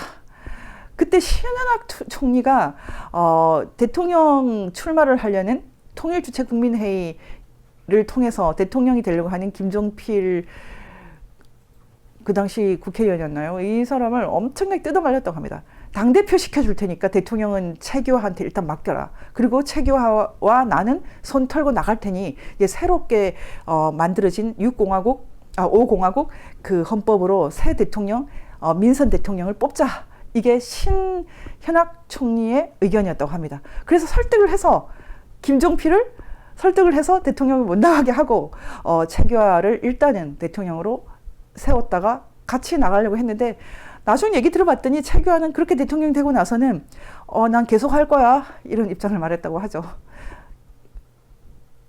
성공하지 못했습니다. 5.18이 체계화의 하야를 좀 더 앞당겼습니다. 그런 상황 속에서 전국으로 비상계엄을 확대할 것인가 아니면 비상계엄을 해제할 것인가 등등 해서 그 위기 상황을 정말 심각하게 바라보는 많은 사람들이 결국은 다수는 일단은 전두환 대통령이 이 상황을 막는 것이 좋겠다라는 의견의 일치를 보았다는 것이 지금까지의 해석입니다. 물론 운동권의 입장에서는 신군부의 국가 위기 관리가 아니라 신군부의 권력 추구였다 이렇게 보고 있죠. 저는 지금 이렇게 생각합니다. 저는 그 당시에 그 국가 위기를 관리했던 분들은 운동권을 지금도 그 운동권 정부 또는 운동권 권력에 대해서 철이 안 들었다. 정말 철이 안 들고 노인됐다. 이렇게 생각할 것입니다. 저는 허화평 장군님의 인터뷰를 듣고 있다가 좀 웃음이 나더라고요. 아, 이분도 참 거의 도인급이군. 와, 이분 대단하시다. 굉장히 똑똑하시고 이분은 뭔가 좀 굽어 보시는 거예요. 아무도 비판하지 않아, 이분은. 아무도 비판하지 않습니다. 굽어 보세요. 굽어 봐요. 이분이 그런 말을 했거든요. 50 때는 정치범을 사형시키지 않았다. 어떤 경우에도. 그러고 보니 그런 것 같아요. 뭐 그러면은 고문은 있었잖아. 뭐 이렇게 얘기할 텐데. 어쨌든 허화평 장군님 입장에서는 대학생들 386 이 세대가 지금도 아직도 철이 안 들었을 거야. 이 정도 생각하시는 것 같아요. 이 대한민국을 이 정도 만든 건 우리지. 이 허화평 장군님이 가장 자랑스럽게 생각하는 것 중에 하나가 바로 그 경제 위기 관리죠. 여러분, 제가 지난 시간에 강의를 했을 때 어떤 분이 그 댓글로 너무나 멋진 그런 이제 그 내용들을 보내주셨는데 그 중에 하나가 제가 너무 길어서 올리진 않았는데 실제로 5.18의 연표를 시간별로 연표가 아니라 거의 뭐 시간별로 왜 5.18이 이렇게 그 유혈 사태로 번졌나를 정리를 해주셨어요. 그건 다음 기회에 제가 한번 보여드리겠는데 또 다른 제가 굉장히 소중하게 생각하는 댓글은 이것입니다. 전두환 시대라는 것은 결국은 박정희 대통령의 중화공업과 이것 보십시오. 전두환 대통령 집권 초기 2차 오일 쇼크 충격과 박정희 대통령 중공업 투자에 따른 어려움에 대한민국은 파산 직전이었다. 그때 전두환 대통령은 일본에 가서 안보 무임승차로 발전하였으니 안보 경협 자금 100억 불을 내어놓으라고 하였고 또 사전에 레이건 대통령도 구워 삶았다. 그리하여 일본은 40억 불과 반도체 장비를 할 수 있는 수출을 하였다. 자빨들아 알고는 있나. 그리고 7년 단임이 독재냐? 그런 말이 있죠. 실제로 전 세계에서 군부가 스스로 권력을 던진 경우는 없었다. 전두환 대통령이 유일했다. 레이건 대통령은 전두환 대통령이 그렇게 약속을 지킬 것이다. 그렇게 말을 했고 실제로 지켰다. 레이건 대통령은 전두환 대통령이 취임도 하기 전에 벌써 초대를 해버렸죠. 엄청나게 힘을 실어준 거죠. 레이건 대통령, 카터를 이은 레이건 대통령은 어쩌면 미국 역사에서 새로운 현실주의의 표상이었죠. 미국이란 나라가 사실은 계속해서 주한미군 협박을 해왔고 트럼프 대통령 때도 협박을 했는데 거의 협박 수준이죠. 사실은 주한미군은 주1 미군과는 조금 위상이 다릅니다. 저는 주한미군의 위상, 유엔 사령부의 위상은 거의 신비에 가깝다고 생각을 하거든요. 미국 역사상 가장 뛰어난 외교가 중에 한 명이었던 조지 캐넌은 사실은 한반도의 중요성에 대해서는 거의 뭐 중요하지 않다 그 정도였어요. 나중에 그 6.25 전쟁 직전에 폴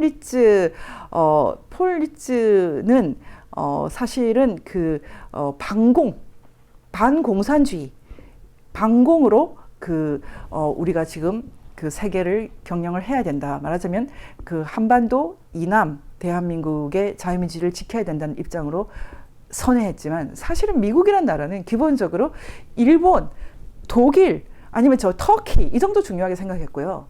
사실은 대한민국을 뭐 자유민주주의로 지켜주겠다 이런 생각 없었거든요. 이런 것을 미국식 현실주의라고 부릅니다.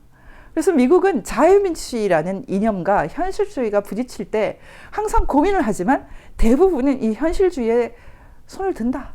그래서 뭐 나중에 대만을 버리고 실제로 버리는 건 아니지만 어쨌든 대만을 뒤로 보내고 중국과 손을 잡는다. 이런 건 다 미국식 현실주의다. 이렇게 보는 거죠. 그런 미국식 현실주의에서 상당히 중요하지 않은 곳이 대한민국이다. 그런데 바로 그 대한민국을 절대로 놓쳐서는 안 된다고 주장한 인물이 이승만 대통령이었다. 그 결과로 거의 나토에 가까운 수준의 강력한 한미동맹을 만들었고 그 한미동맹으로 인해서 주한미군이 들어온 것이다. 이런 건 여러분 이때까지 제가 많이 얘기했고 지금 공부가 많이 되어 있어요. 근데 한번 잘 보십시오. 말하자면 미국의 현실주의의 입장에서는 대한민국의 자유민주주의는 별로 안 중요하죠. 그럼에도 불구하고 그 현실주의도 급이 다른 거예요. 레이건의 현실주의. 말하자면 카터는 주한미군 철수시키겠다고 계속 대한민국의 인권에 대해서 간섭하고 했는데 정작 북한의 인권 얘기는 안 하고요. 중공의 인권 얘기는 안 하고요. 진짜 인권 문제에 대해서는 터치를 안 하는 그런 상황에 대해서 레이건 대통령은 우리 정신 좀 차리자 이렇게 된 거죠. 말하자면 김일성하고 싸우고 있는 전두환을 지지할 수밖에 없다. 어쩌면 제가 아까 명랑하다는 표현을 썼는데 그 이후에 등장했던 이제 낙하선회와 함께 한미일의 진정한 군사 동맹은 이때죠. 냉전을 종식시키는 아주 마초 세 사람 레이건과 낙하선회와 그리고 전두환 이 세 사람이 드디어 소련을 악의 제국으로 선포하고 냉전을 해체시키기 시작합니다. 다시 말하면 참 이제 이것은 좀 어려운 얘기인데요. 사실 이제 전두환 대통령이 미국에 가면서 비행기 밑으로 일본을 내려다보다가 우리한테 지금 돈 나올 구멍은 일본밖에 없어. 그리고 나중에 레이건 대통령한테 일본이 우리한테 좀 돈 좀 꺼주라고 얘기해 주세요. 이렇게 된 거 아닙니까? 그리고 실제로 나중에 전두환 대통령이 노신영 외교부 장관을 불러서 심부름을 시켰대요. 일본 대사 불러서 말해. 100억 불 좀 달라고. 일본에서 이 얘기를 듣고 거의 크레이지, 미쳤다고 말했답니다. 일본에는 여기 별로 없거든요. 그래서 정확하게 일본어로 뭐라고 했는지 모르겠는데 제가 듣기로는 어쨌든 미친 건 아니야. 그래서 실제로 일본에서 특히 대장성에서 일본 그 경제성에서 동그라미를 하나 잘못 표시했는 줄 알았대요. 10억 불. 왜냐하면 1963년에 우리나라가 일본에서 받아온 돈이 사실은 10억 불 이하거든요. 6 플러스 2? 그럼 8억 불 정도 아닙니까? 근데 갑자기 100억 불 얘기를 하기 때문에 이거는 말이 안 되죠. 10배도 이상 부르니까요. 그래서 처음에는 10억 불이겠지 이랬대요. 근데 전두환 대통령이 안 돼. 무조건 100억 불. 그랬더니 일본이 발칵 뒤집혔고 지금도 일본 그 중요한 인물들을 만나보면 아주 부르르 뜹니다. 그 상황에 대해서.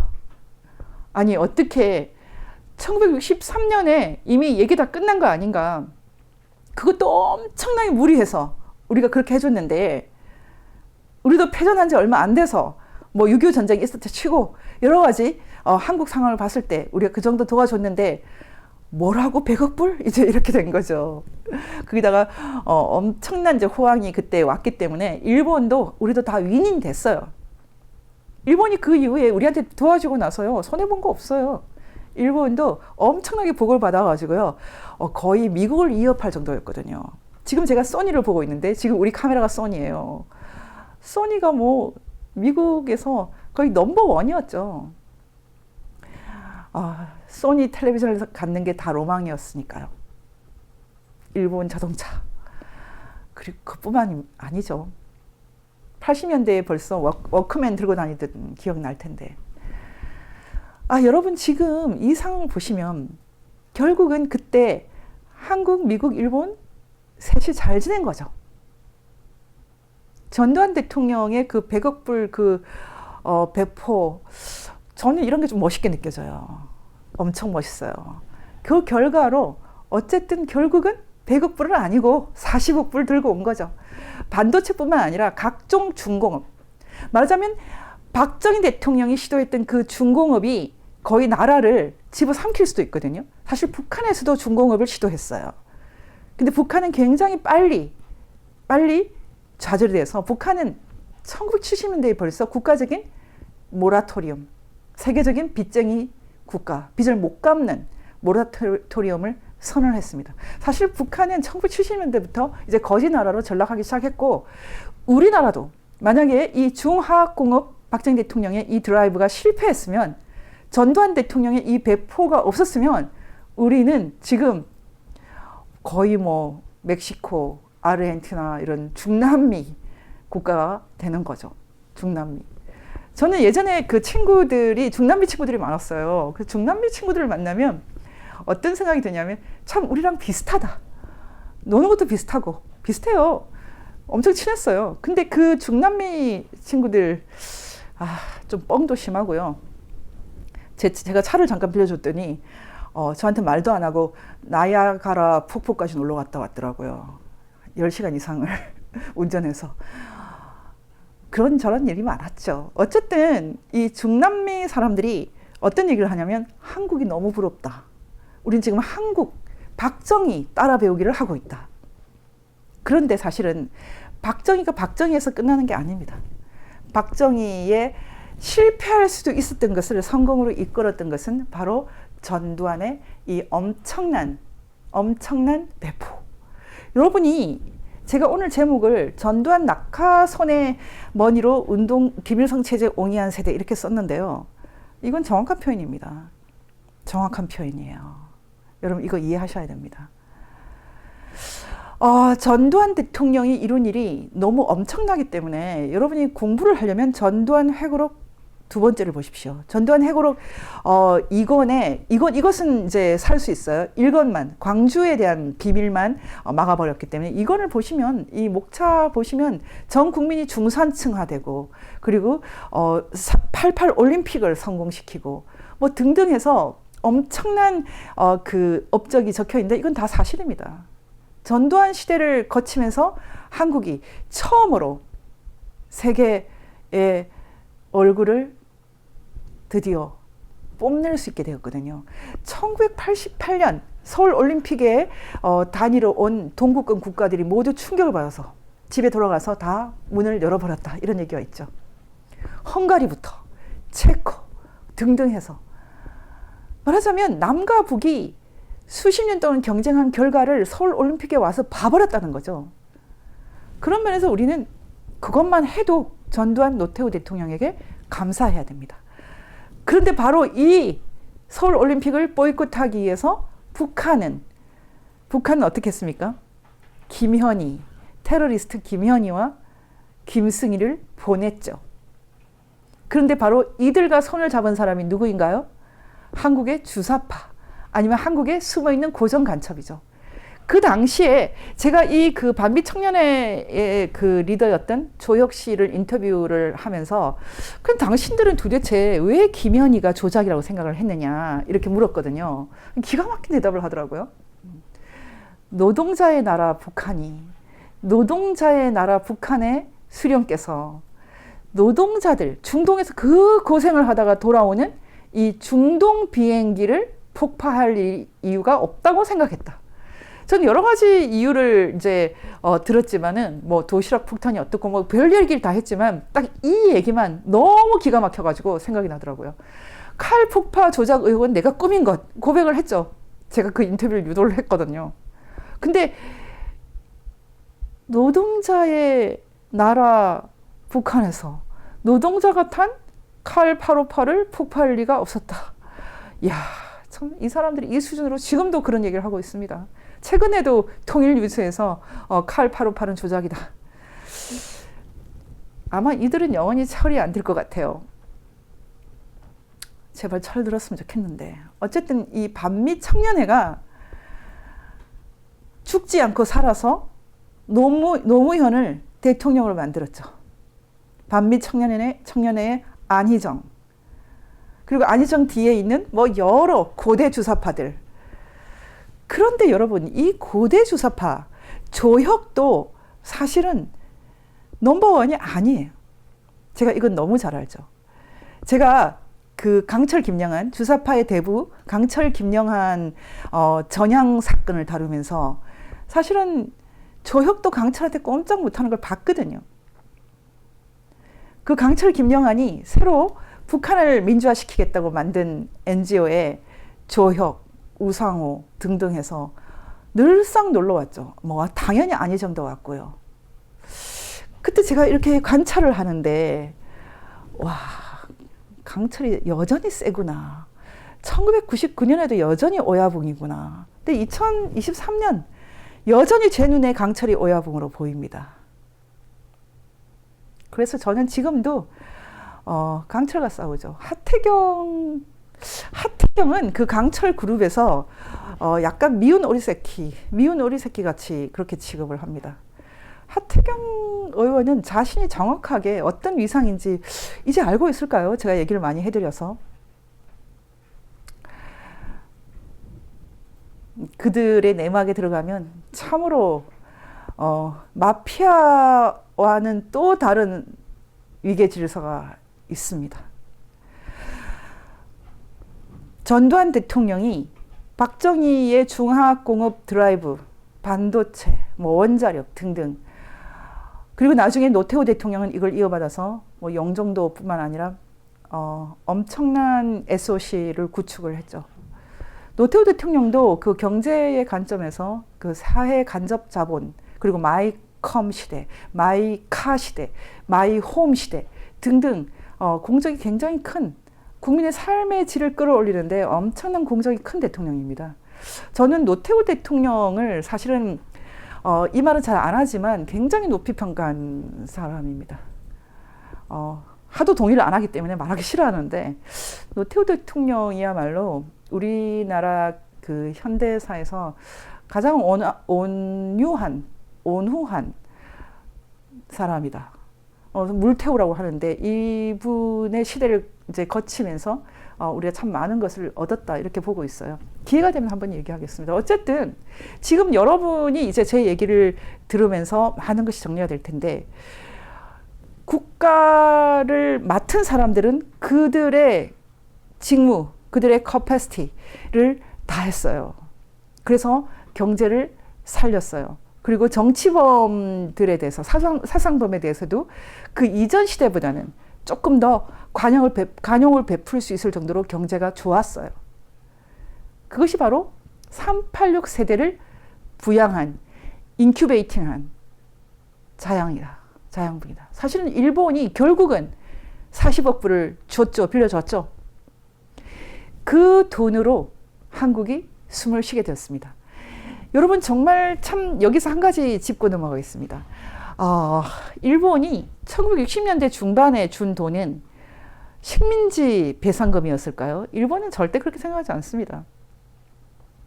그러면 낙가소네가 준 40억 불은 식민지 배상금이었을까요? 저는 그렇게 생각하지 않습니다. 사실은 일본도 한국도 이 돈의 성격에 대해서 정확하게 규정을 내린 바가 없어요. 우리는 우리끼리 생각하고, 우리 운동권은 우리 운동권끼리 생각하고, 그래서 계속해서 약속을 어기고, 뭐 합의를 계속 어기면서 또 달라 뭐 그렇게 하고 있죠. 그건 역시 뒤에 또 북한이 있기 때문이에요. 그런데 지금 북한이 뒤에서 계속해서 항일을 가지고, 반일을 가지고 종교를 만들어가지고 체제를 유지하지 않습니까? 그리고 한국에 에이전트를 보내서 계속 항일, 뭐 반일 이런 걸 조장해서 돈을 타내고 있는 건데요. 나중에 이제 기회가 되면 윤미향과 김삼석 그 무리가 왜 정신대 문제, 위안부 문제를 가지고 계속해서 일본과 싸우고 있는지 한번 제가 알려드리겠습니다. 그 배후는 북한입니다. 이제 다 드러났죠. 그리고 지금 이재명 사태도 이 문제와 관련돼 있는 것, 이제 다 드러났죠. 근데 중요한 것은 항일을 가지고 종교를 만든 북한이 어떤 면에서는 일본이 우리에게 자금을 빌려주게 한 또 원인입니다. 이게 참 돌고 도는 것인데, 결국은 우리는 마치 일본에 대해서 안보 경협이라고 그랬거든요. 전두환 대통령은 안보 경협 자금 40억 불을 받아왔거나 아니면 국교 정상화를 할 때 뭐 마치 식민지 배상금, 뭐 식민지 배상금이 아니면은 같이 전쟁에서 우리가 희생했던 것에 대한 보상 뭐 이런 거 어떻게 말해도 기분이 안 좋죠. 근데 어쨌든 돈을 받아왔는데 사실은 그런 것들이 미국과의 합의 속에 있는 건데 결국은 자유자금이죠. 자유자금. 지금 우리가 지금 동지다. 여러분 이게 정치 영역, 국제 정치 영역에서 항상 실리와 명분이 이렇게 부딪히지만 사실은 실리도 아니고 명분도 아니고요. 그냥 현재의 적이 누구인가 이게 판단에서 가장 중요한 것입니다. 일본은 그 당시에 이미 일본의 적이 자유의 적 소련, 중국, 북한이었기 때문에 한국과 손을 잡을 수밖에 없었죠. 그런 면에서는 전두환 대통령이 전곡을 찌른 겁니다. 안보 경협 자금 이런 용어를 썼죠.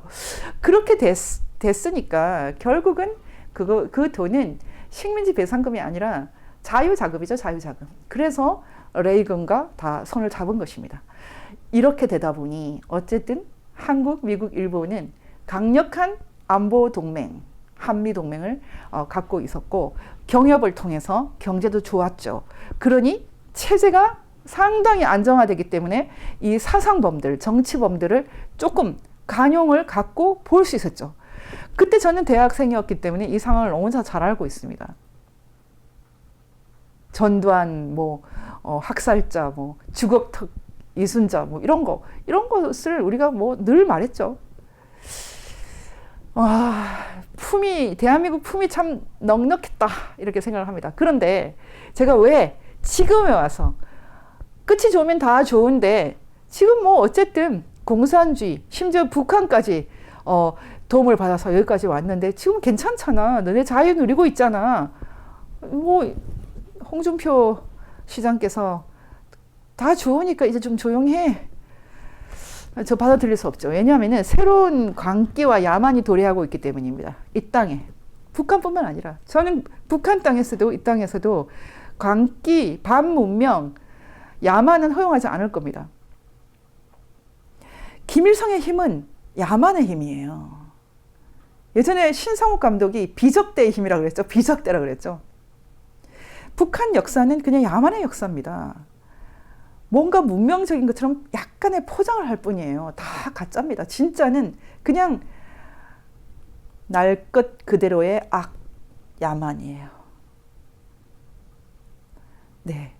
이제 여기서 제가 다음 시간에 이제 이어서 오늘 시간이 많이 갔기 때문에 이어서 할 것을 미리 말씀드리겠습니다. 다음 시간에 제가 그 전두환 죽이기와 5.18 신화로 버티는 종북 세력의 종말 이것을 강의하기로 했어요. 그때 주사파가 무엇인지 정확하게 제가 알려드리겠습니다. 지금 정광 목사님을 포함해서 주사파 하는데요. 정확하게 주사파를 아는 우파가 없어요. 왜냐하면 주사파를 정확하게 알기가 어렵습니다. 사람들이 주사파를 굉장히 우습게 생각하거든요. 주사파는 빨갱이야. 주사파는 간첩이야. 그렇게 해서 어떻게 권력을 먹습니까? 노무현 정권은 주사파 정권이에요. 주사파 정권 1기. 그리고 문재인 정권은 주사파 정권 2기.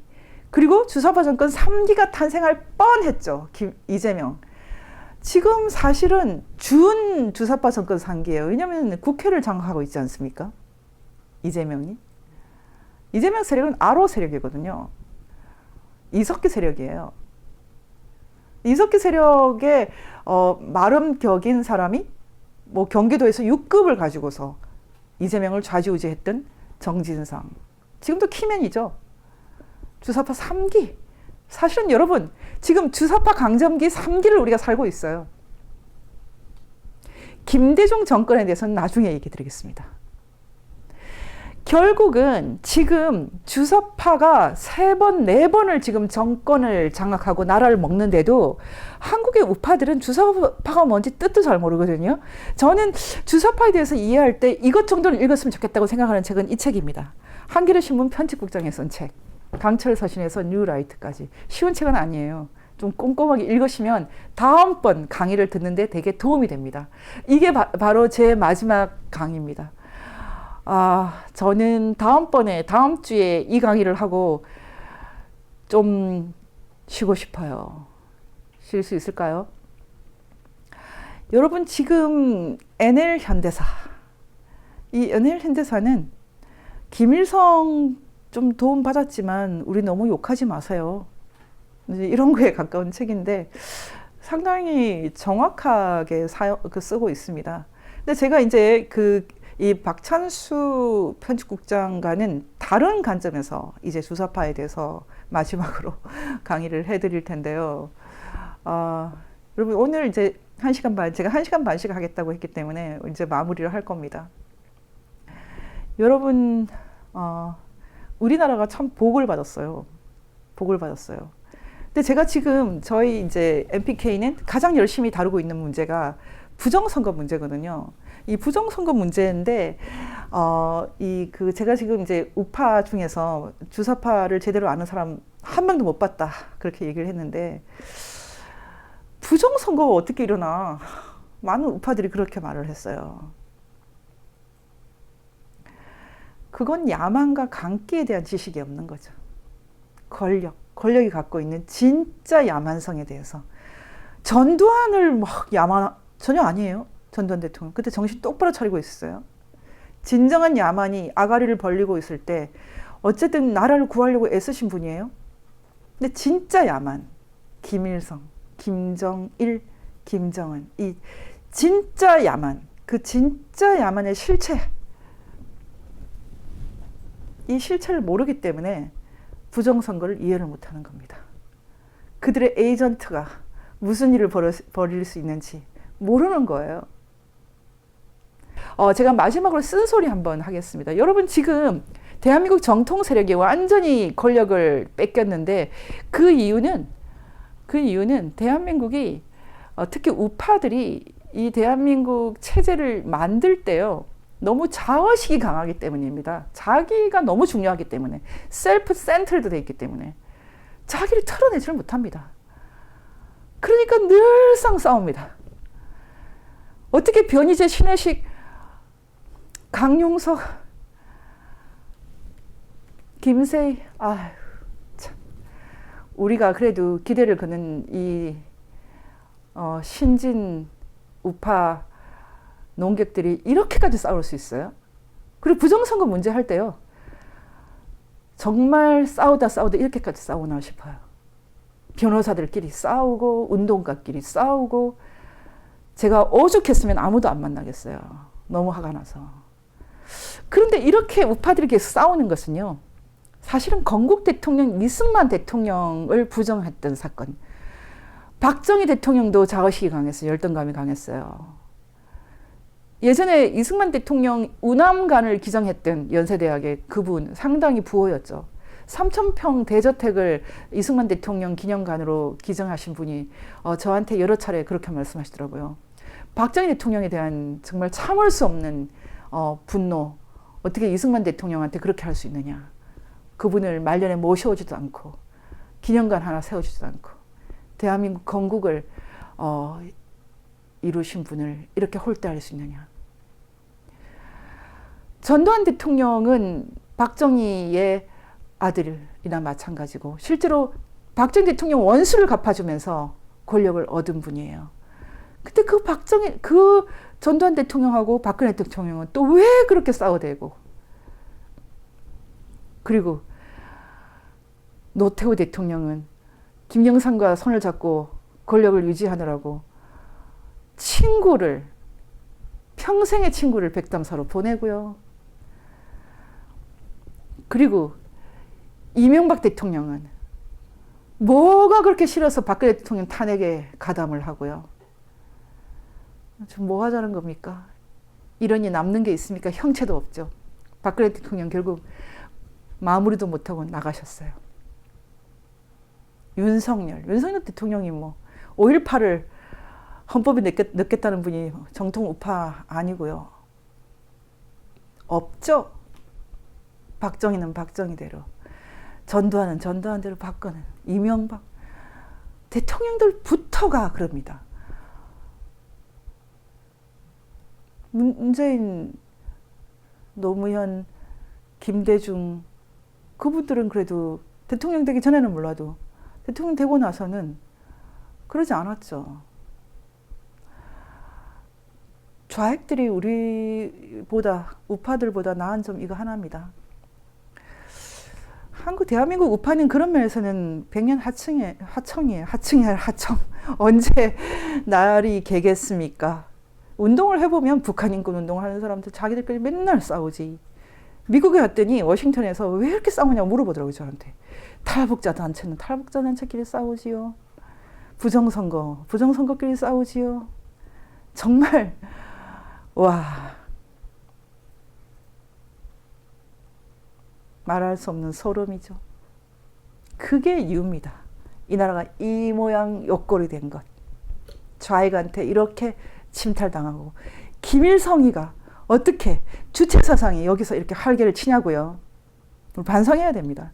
교회는 교회끼리 싸우고 반성해야 됩니다. 우리의 진짜 싸움은 사랑을 잃지 않기 위한 싸움이죠. 영적 전쟁은 사랑을 뺏기지 않는 그 전쟁이거든요. 여러분 이제 좀 그만 싸우고요. 앞서가신 분들 좀 존중하고요. 새로운 시대. 여러분 지금 누가 다음 시대를 맡겠습니까? 하태경, 이준석, 천하람? 아니면 이석기와 그의 아이들? 이석기, 윤미향, 정진상 그들? 아니면 김남국, 고민정, 조민?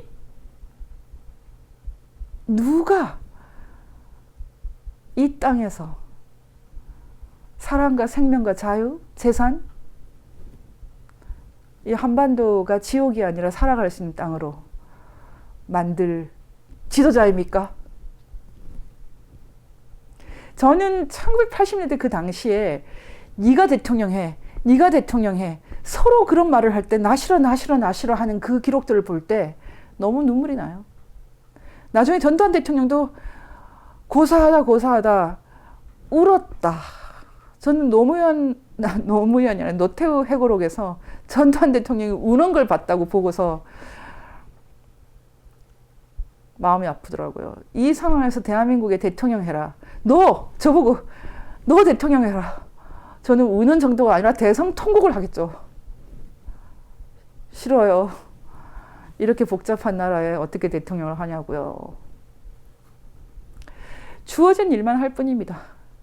저는 주사파의 야망과 끝까지 싸우겠습니다. 오늘 강의는 여기서 마칩니다. 감사합니다.